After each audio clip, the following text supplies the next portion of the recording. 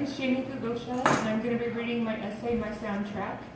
It's an essay I wrote about my journey through depression and my love of music, and I combine those by talking about concerts I've attended and how they affected me over that time. All right. In The Stand, Stephen King writes, "No one can tell what goes on between the person you were and the person you become. No one can chart that blue and lonely section of hell.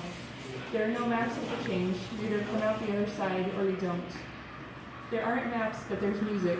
Through each section of life we walk through, there's a song. Maybe it's overt, like a movie star singing karaoke.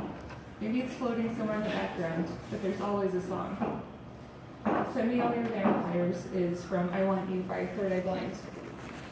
The day after I graduated from Powell County High School in 1999, I got in my Dodge Neon, merged onto I-90 West, and left my unhappy childhood in my rearview mirror. I thought that my depression would stay in Montana with everything else I was leaving behind. In September, the opportunity to see Third Eye Blind came along, and I jumped on it like a fumbled football. My concert companion went to find cover when the rain made an appearance, but I didn't move. I was mesmerized by Third Eye Blind's performance, and everything around me faded into the background. In my mind, the timing of the steady drizzle became an element to the song. At the end, the band walked off stage, and the frontman returned alone and repeated the song's last line for a couple of minutes, and was accompanied only by an acoustic guitar, a spotlight, and the Pacific Northwest rain. In that moment, I was free. Any monsters under my bed in Montana were non-existent. So I speak to you in riddles because my words get in my way is from Epiphany by State. After recovering from depression, I began feeling myself sliding backwards like an unprepared driver encountering an icy hill. At first, I thought it was just stress when I wasn't sleeping or eating, then a cold, heavy hand started pulling on me and wearing me down. My loved ones' responses amounted to, "You don't have anything to be depressed about, buck up." I really was alone. I'd been looking forward to the opportunities to see Stained, a band whose music was often played in my car. I sat wearing my souvenir Stained t-shirt in those red cushioned chairs at the Paramount Theater and made forced small talk with my friend as I waited for the band to come out. He was good company, but making the trip to Seattle that night took a lot of effort on my part. The house lights went out and a subtle blue glow emerged to reveal a stage dressed with only the band's instruments, a microphone, and a bar stool on which the singer sat. The music started, and Aaron Lewis's incredible voice filled the theater with lyrics about pain, loss, and loneliness. The stage blurred as tears filled my eyes. For the first time in a while, I didn't feel alone. Would it be so bad if you were to pretend that you were so happy? Keep it to yourself, don't let the secret go, is from Gray Matter by Finch. I felt like I was in one of those nightmares where I'm walking around pleading for help, but no sound comes out of my mouth and no one can see me.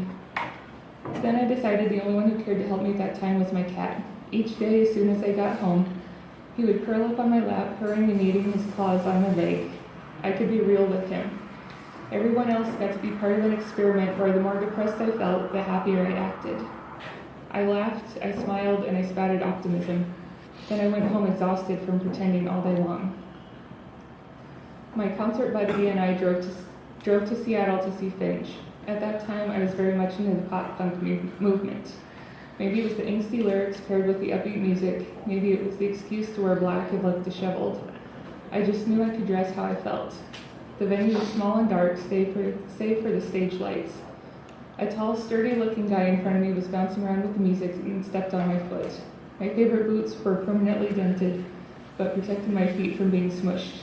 They became part of my armor for subsequent shows. Broken, this fragile thing now, and I can't pick up the pieces. And I've thrown my words all around, but I can't give you a reason, is from Only One by Yellow Card. Why are you so depressed? I can't help you if you don't tell me what's going on. You don't want to let me help you? Fine. My family finally realized I wasn't in the midst of some delayed adolescent moodiness. It didn't matter though, because no one could have an answer for a problem that didn't exist. They wouldn't believe me that nothing was wrong, but everything was wrong. Nothing is happening. Work and school are fine, but I'm not okay. The exchanges varied slightly, but the content was always the same. No matter how I felt, I loved Yellow Card. Their beautiful lyrics and upbeat melodies were nice pick-me-ups. I went to see them at the premiere, an old warehouse turned concert venue. It was cavernous but felt intimate, packed with people. At one point, one of the guys in the band jumped off the stage for some crowd surfing. He never stopped playing his fiddle. Each song served as a band-aid for my state of mind. It was only temporary, but sometimes that was enough. This is for you, the one that keeps me strong when I try to be weak. It's from This Is For You by Time and Distance. My sister Erin finished high school and had been living with me for 4 months. She was, and still is, the only person who can make the tough love thing work for me. She didn't let me lay around like a blanket wadded up on the couch. She got me to make an effort to take care of myself and pull myself out of the tar pit I was in. She's ultimately what made me go to the doctor, but that would come later. That night, we stood together with the other 17 people gathered to watch a band from West Virginia perform in the basement of a church in Tacoma.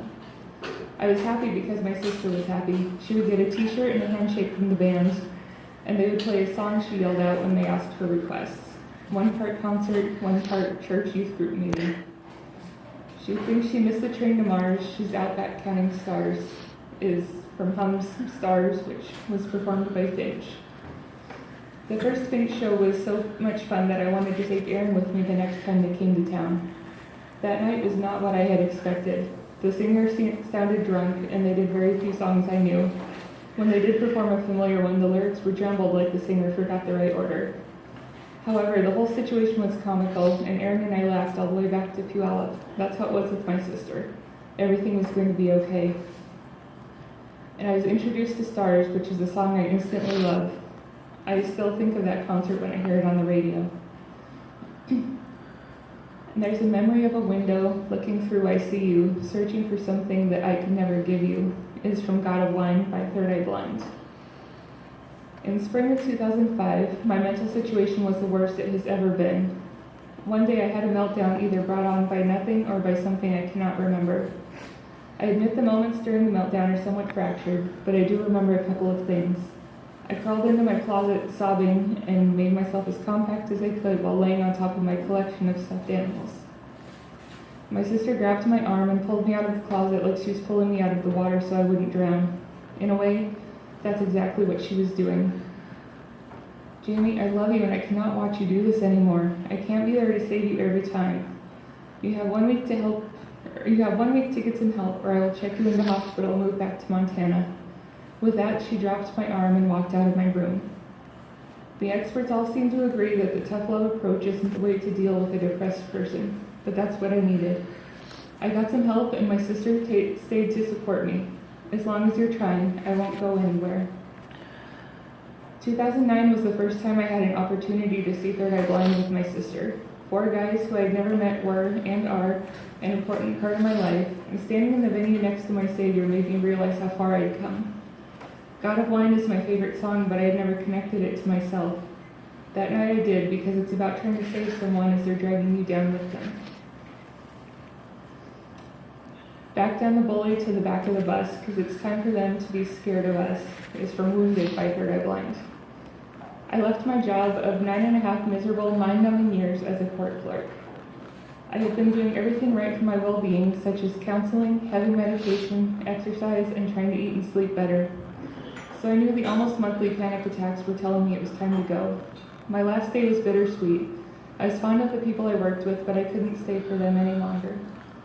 As I walked out of the office for the last time, I felt free and hopeful about the future. I would be away from a job that was harming me. In the fall, I would be starting the professional and creative online program at Central Washington University. And in 6 weeks, Erin and I would be seeing Third Eye Blind together once again.